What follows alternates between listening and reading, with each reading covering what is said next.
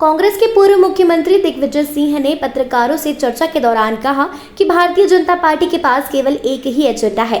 हर चुनाव में विकास की बात करते हैं और आखिर में हिंदू मुसलमान पर भाषण देते हैं।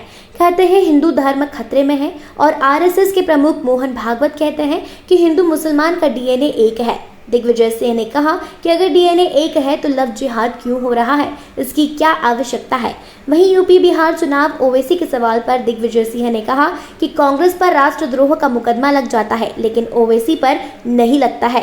प्रधानमंत्री नरेंद्र मोदी से पूछना चाहिए कि उन्होंने ओवैसी को क्यों खड़ा किया। साथ ही ओवैसी को लेकर पूर्व मुख्यमंत्री दिग्विजय सिंह ने कहा कि ओवैसी अपने गृह राज्य तेलंगाना में पूरी सीट से नहीं लड़ते हैं और केवल बिहार यूपी से ही क्यों लड़ते हैं। चुनाव केवल भाजपा से मिली जुली कुश्ती है ओवैसी की। भारतीय जनता पार्टी की कट्टरपंथी विचारधारा चाहे हिंदुओं के लिए चाहे मुसलमानों के लिए एक सिक्के के दो पहलू है। दिग्विजय सिंह ने आरएसएस को फूट डालो राज करो की तर्ज पर राजनीति करने वाला संगठन बताया है। दिग्विजय सिंह ने कहा कि मुझ पर एक तरफ जहां आरएसएस ने मानहानि के दावे किए हुए हैं, वहीं ओवैसी ने भी मेरे खिलाफ मानहानि का दावा किया है और वहीं रामदेव बाबा ने भी मेरे खिलाफ मानहानि का दावा किया है। लेकिन मैं इनसे डरता नहीं हूं। हर चुनाव में विकास की बात करेंगे, 1 लाख एजेंडा है इनके पास।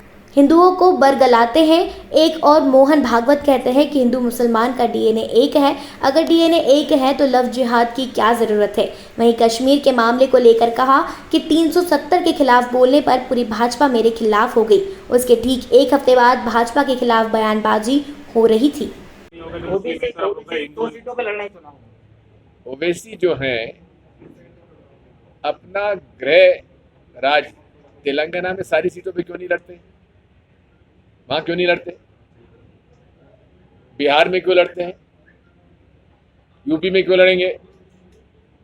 केवल भाजपा से मिली जुली कुश्ती है। मैं तो शुरू से इस बात को कहता रहा, कट्टरपंथी विचारधारा चाहे हिंदुओं की है चाहे मुसलमानों की हो, एक सिक्के के दो पहलू हों। और इसीलिए दिग्विजय सिंह पर एक तरफ जहां आरएसएस ने मानहानि के दावे किए हुए हैं, वहीं ओवैसी ने भी मेरे खिलाफ मानहानि का दावा किया हुआ है और एक फ्रॉड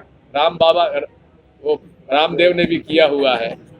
तो मैं इन बातों से नहीं डरता, क्योंकि जो मैं कहता हूं प्रमाण के साथ कहता हूं। जावेद अख्तर साहब इस देश के एक प्रतिष्ठित विचारक हैं, इसलिए उन्होंने किस संदर्भ में ये बात कही मुझे जानकारी नहीं है, लेकिन इस देश में संविधान हमें अपने विचारों को अभिव्यक्त करने की स्वतंत्रता उसने दी हुई है और वो उनका हक है।